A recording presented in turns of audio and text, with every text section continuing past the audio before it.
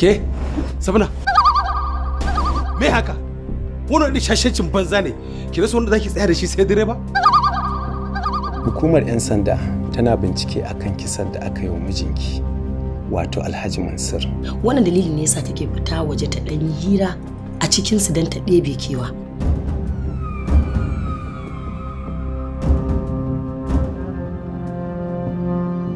An kama shi ido da ido, ƙuru da ƙuru, da wuƙa a hannunsa.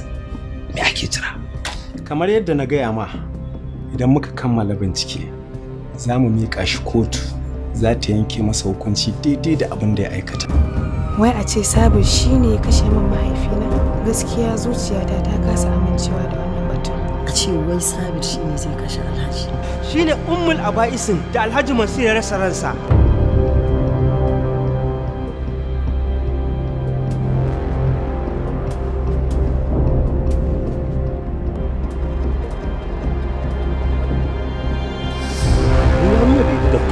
Bari ka ji, ni duk mutumin da ya nemi zai mana katanga da kuɗi, ni Alhaji Buhari na ci alwashin sai na masa katanga da duniya da kuma jin daɗin ta.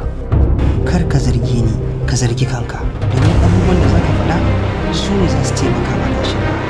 Na gode. Idan ba haka ba, rigar da ke jikinka za ta gagare ka sawa. Na fara fuskantar ƙalubale ne da yawa a lokacin da na fara samun aiki a gidan Alhaji.